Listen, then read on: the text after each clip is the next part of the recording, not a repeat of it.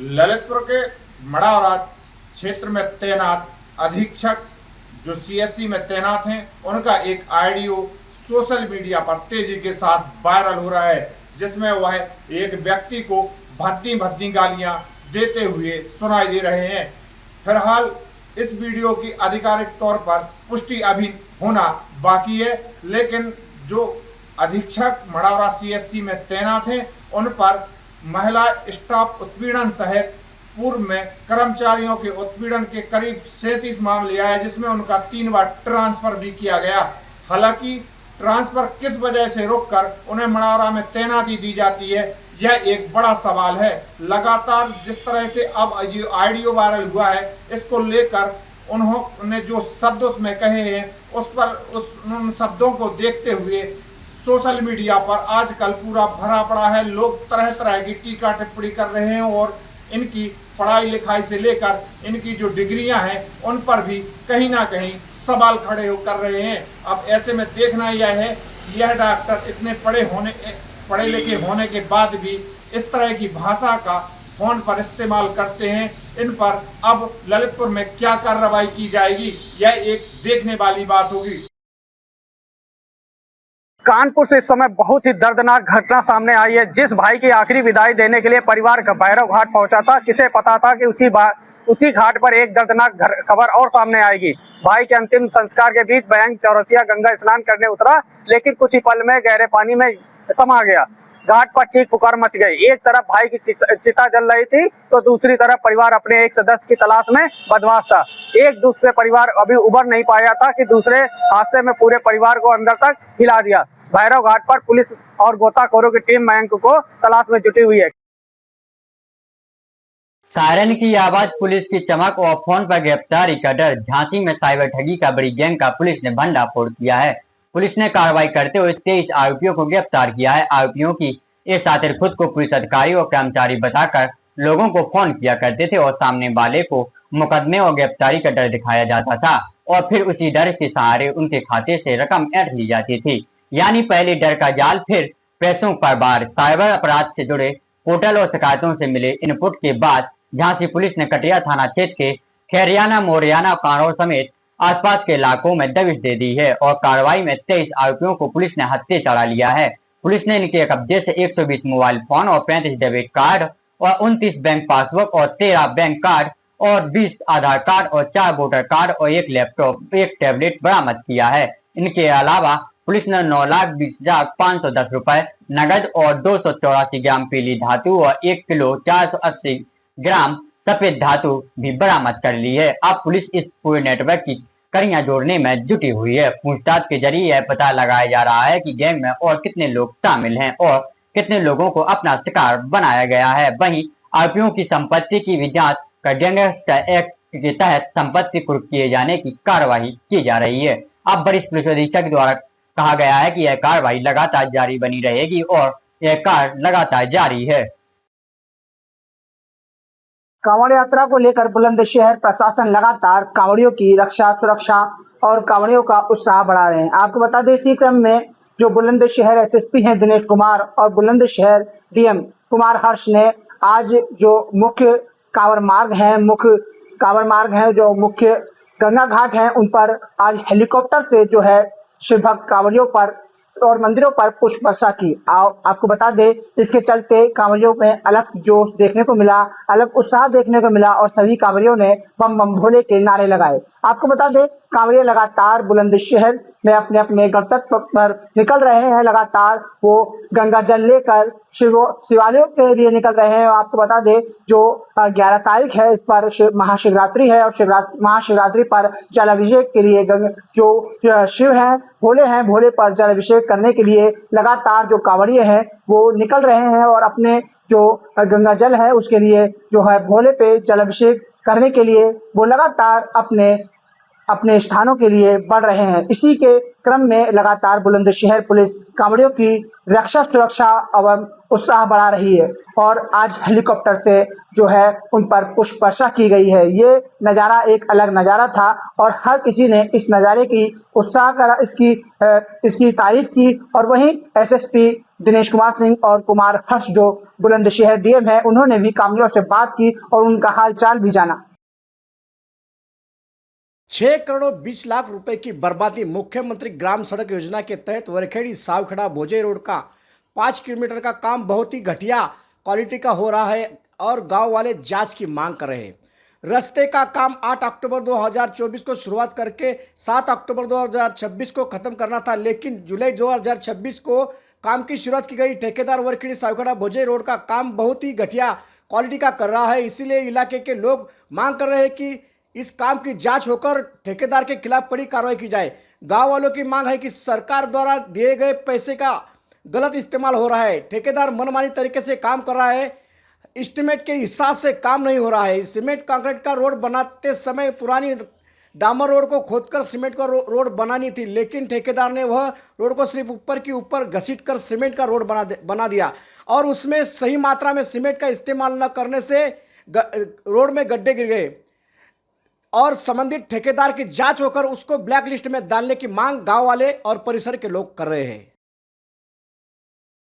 बीड़ जिले के बीड़, वडवनी और माजल गांव में कुल 5 ठिकानों पर मिलावटी और घटिया खाद्य तेल के खिलाफ खाद्य एवं औषधि प्रशासन यानी एफडीए ने बड़ी कार्रवाई की और करीब 1 करोड़ 94 लाख रुपए का खाद्य तेल जब्त किया। आपको बता दें, महाराष्ट्र में खाद्य पदार्थों में मिलावट के खिलाफ फूड एंड ड्रग ने सेफ फूड सेफ महाराष्ट्र मुहिम के तहत बीड़ जिले में यह बड़ी कार्रवाई की है। खाद्य एवं औषधि प्रशासन आयुक्त तुकाराम मुंडे के निर्देश के बाद अधिकारियों ने बीड़, वडवनी और माजल गांव में ऑयल मिल और खाद्य तेल से जुड़े ठिकानों पर छापेमारी की। बीड़ शहर के एमआईडीसी इलाके में एक ऑयल मिल इंडस्ट्री पर कार्रवाई हुई। अधिकारियों के मुताबिक यहां एक ही टैंक के तेल को रिफाइंड और अल्ट्रा रिफाइंड के नाम पर पैक किया जा रहा था। मिल परिसर और तेल की टंकियां अस्वच्छ पाई गई थी। तकनीकी अधिकारी की मौजूदगी नहीं थी। साथ ही फूड ग्रेड प्रमाण पत्र, कर्मचारियों के मेडिकल सर्टिफिकेट और पेस्ट कंट्रोल के रिकॉर्ड भी नहीं मिले। यहां से करीब 1 करोड़ 5,85,000 रुपए का 66,652 किलो संदिग्ध खाद्य तेल जब्त किया गया। इसके बाद एफडीए ने बीड़ एमआईडीसी की दूसरी ऑयल मिल पर छापा मारा। यहां भी लेबलिंग में गड़बड़ी, अस्वच्छता और जरूरी रिकॉर्ड का अभाव सामने आया। अधिकारियों ने करीब 78,22,000 रुपए कीमत का 45,995 किलो खाद्य तेल जब्त किया।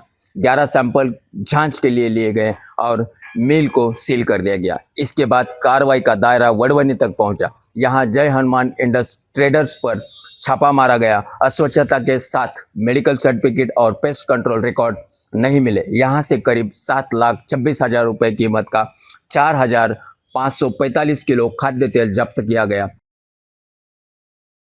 खबर बैतूल जिले के चिचोली से है, जहां चिचोली में बड़े धूमधाम एवं हर्षोल्लास से आदिवासी समाज के लोगों ने मनाया विश्व आदिवासी दिवस।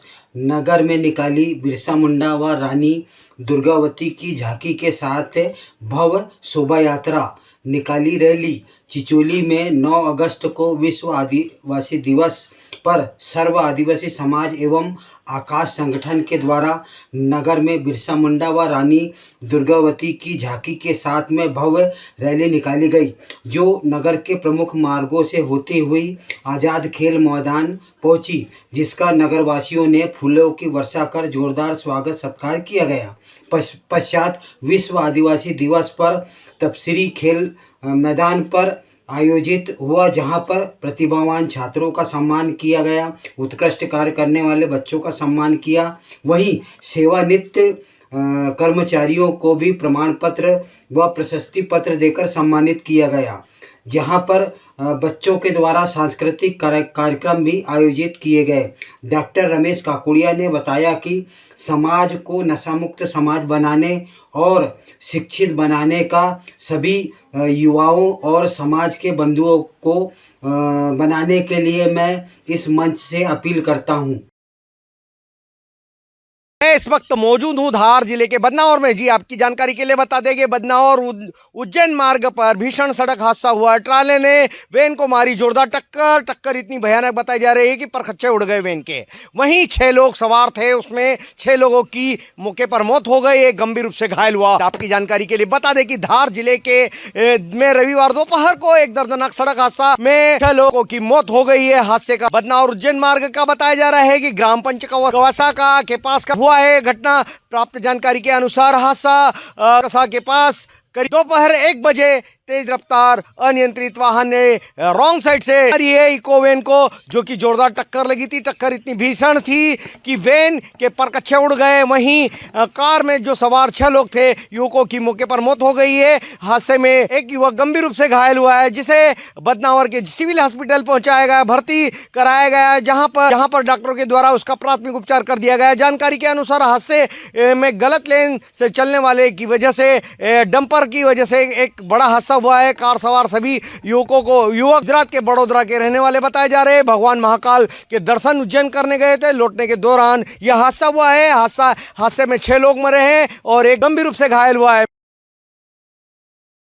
मध्य प्रदेश की मंदसौर नगर पालिका क्षेत्र में वार्ड क्रमांक 39 और अन्य वार्डों में कर्मचारी आवास कॉलोनी भूखंड योजना भोपाल द्वारा आवंटित की गई।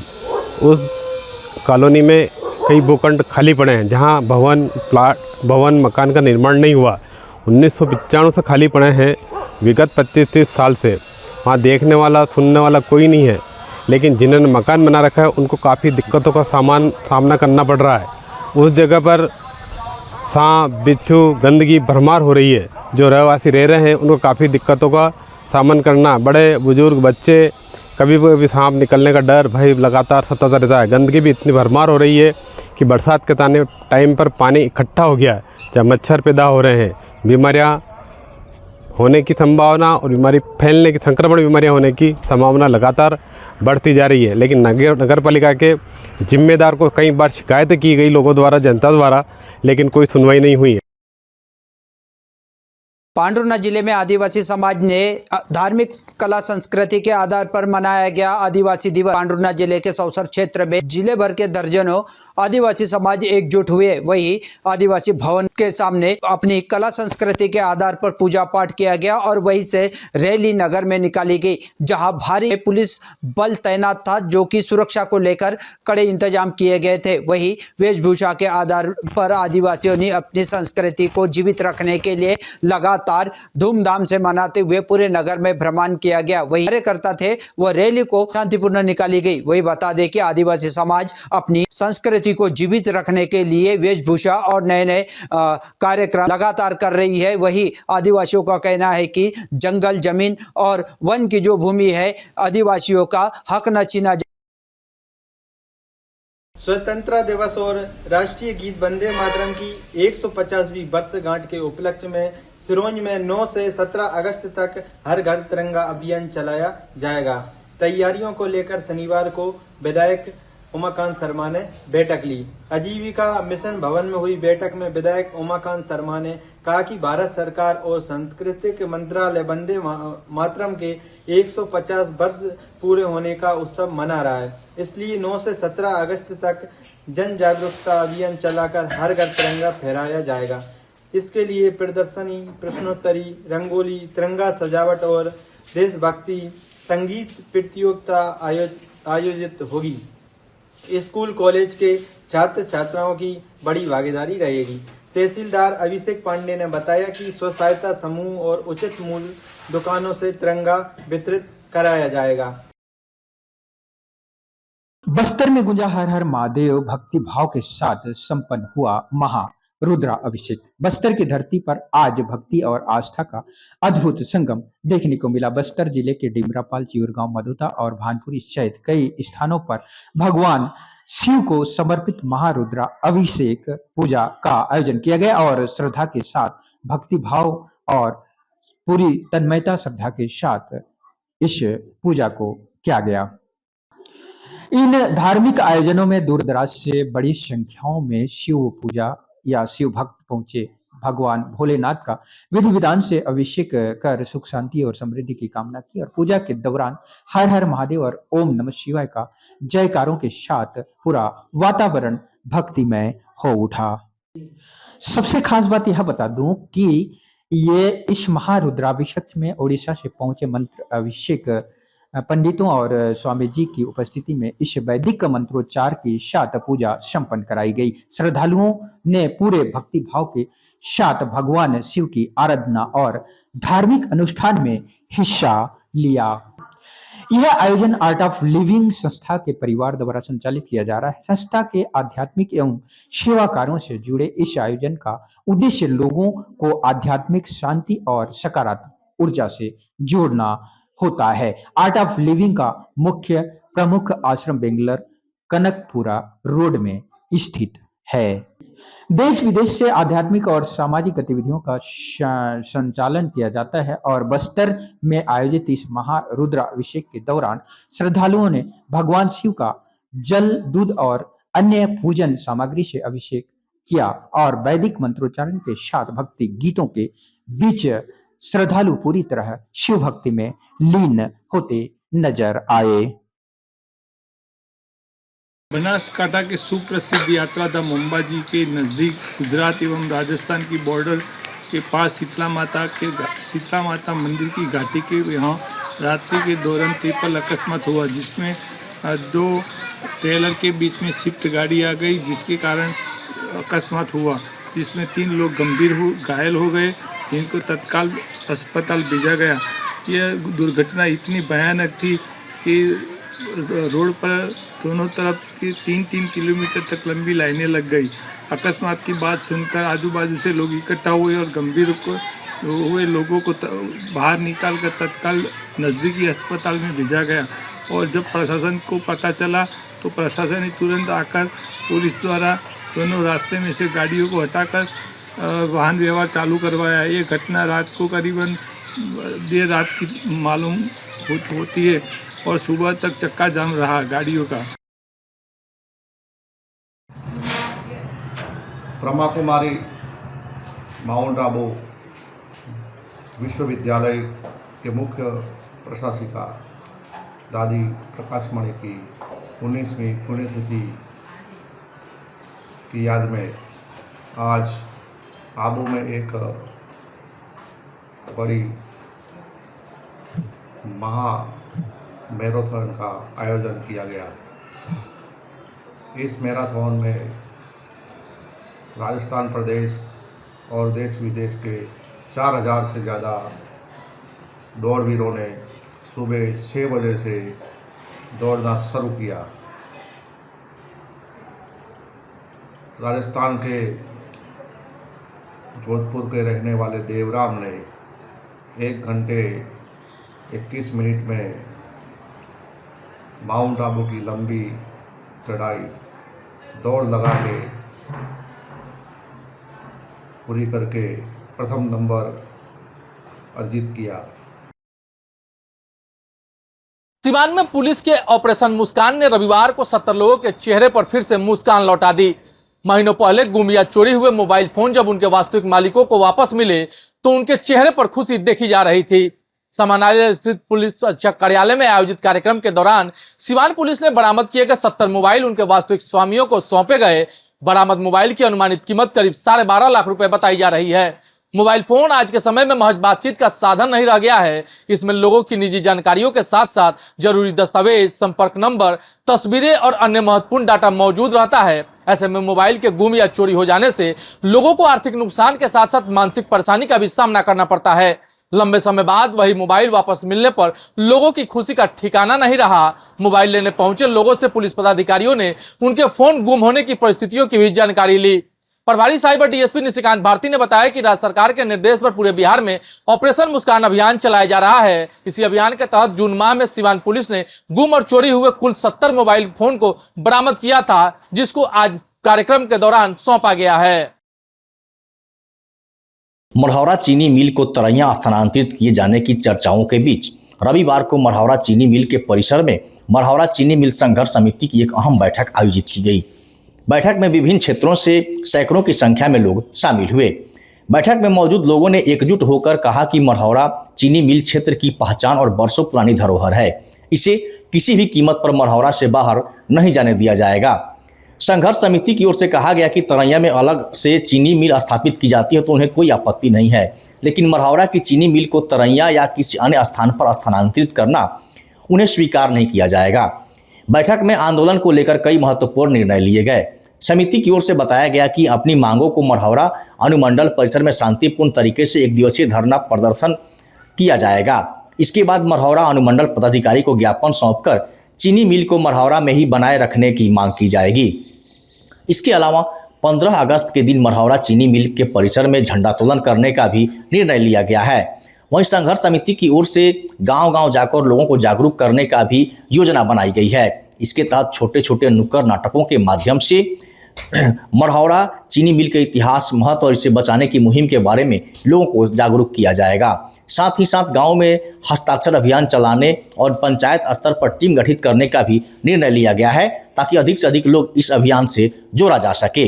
संघर्ष समिति ने स्पष्ट किया कि उनका उद्देश्य शांतिपूर्ण और लोकतांत्रिक तरीके से अपनी मांग को सरकार और प्रशासन तक पहुंचाना है। नवनियुक्त रोटेरियन ने किया पदभार ग्रहण। रोटरी क्लब ऑफ हाटपिपलिया का 16वां पद ग्रहण समारोह संपन्न हुआ, जिसमें अध्यक्ष पद पर मनोज मुखर्जी व सचिव पद पर कृपाल सिंह उदावत को नियुक्त किया गया।